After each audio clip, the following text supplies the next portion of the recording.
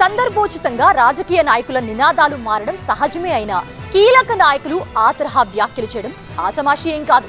కీలకమైన వేదిక నుంచి తెలంగాణ ముఖ్యమంత్రి రేవంత్ చేసిన కామెంట్స్, ఆయన ఎత్తుకున్న స్లోగన్ రాష్ట్ర రాజకీయాల్లో అలాంటి చర్చకే దారితీస్తున్నాయి. ఇంతకీ ఏంటి విషయం? తెలంగాణలో సరికొత్త రాజకీయం. సీఎం రేవంత్ నోట బహుజన తెలంగాణ నినాదం. నేడు సర్వాయి పాపన్న, రేపు పండగ సాయన్న. తెర మీదకు family justice versus social justice. Hyderabad నడిబొడ్డున నెక్లెస్ రోడ్డులో తెలంగాణ యోధుడు సర్దార్ సర్వాయి పాపన్న విగ్రహావిష్కరణ కార్యక్రమం ముఖ్యమంత్రి రేవంత్ రెడ్డి చేతుల మీదుగా అట్టహాసంగా జరిగింది. మంత్రులతో కలిసి సంబురంగా ఈ కార్యక్రమంలో పాల్గొన్న సీఎం రాజకీయంగా సరికొత్త నినాదాన్ని ఎత్తుకోవడం ఆసక్తి రేపుతోంది. సర్వాయి పాపన్న ఏ ఒక్క కులానికో చెందినవాడు కాదన్న సీఎం బహుజనులకు జరిగిన అన్యాయంపై నిజాంను నిలదీసిన వీరుడని కొనియాడారు. సర్దార్ సర్వాయి పాపన్న గౌడ్ ఒక కులాని కోసమో ఒక కుటుంబం కోసమో పనిచేయలే.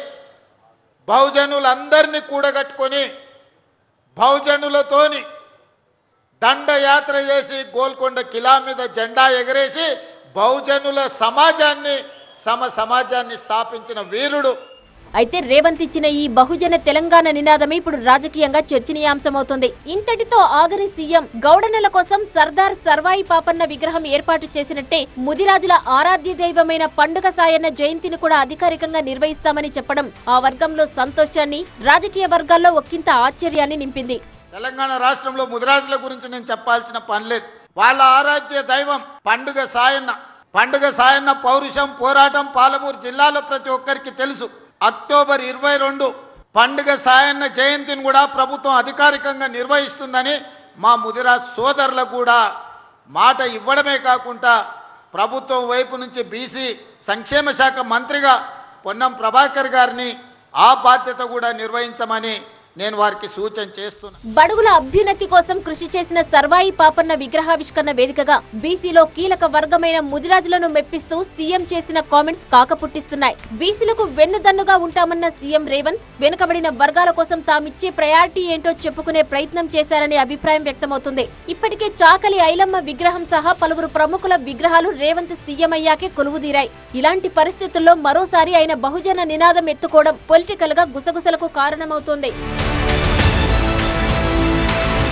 పదవుల్లోనూ ఉద్యమకారులకు, బహుజనులకు న్యాయం చేసింది కాంగ్రెసేనన్న Revanth Reddy KCR the family justice, తనది సోషల్ జస్టిస్ అంటూ భారీ సెటైర్లు వేశారు.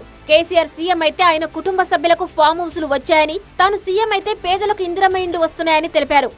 ఆయనదేమో ఫ్యామిలీ జస్టిస్, నాదేమో సోషల్ జస్టిస్. అది దొరల న్యాయం, నాది సామాజిక న్యాయం. ఆయన ముఖ్యమంత్రి అయితే దయాకరావును మంత్రిని చేసుకున్నాడు. నేను ముఖ్యమంత్రి అయితే అడ్లూరు లక్ష్మణ్ వేదిక మీదనే ఉన్నట్టు మా సోదరిని దళిత బిడ్డను ఇలా మనం మంత్రిగా చేసుకున్నాం. 1000 ఎకరాల ఆయన ఫామ్ హౌస్ కట్టుకున్నాడు, 100 ఎకరాల కొడుకు కట్టుకున్నాడు, 50 ఎకరాల బిడ్డ కట్టుకున్నది, 25 ఎకరాల అల్లుడు కట్టుకున్నాడు. మరి నేనైతే 7 లక్షల ఇందిరమ్మ ఇండ్లు ఈరోజు తెలంగాణ రాష్ట్రం నలుమూలల మా పొంగులేటి శ్రీనివాసరెడ్డిని పెట్టి ఇవాళ గ్రామంలో ఇందిరమ్మ ఇల్లు కట్టిస్తలే మా సోదరులారా, మీరు చెప్పండి. మొత్తానికి సీఎం రేవంత్ రెడ్డి చెప్పిన సామాజిక న్యాయం, ఇచ్చిన బహుజన తెలంగాణ నినాదం రాష్ట్ర రాజకీయాల్లో కొత్త చర్చకు దారితీశాయి. మరి వీటికి కొనసాగింపుగా పొలిటికల్ పరిణామాలు ఎలా ఉంటాయో చూడాలి.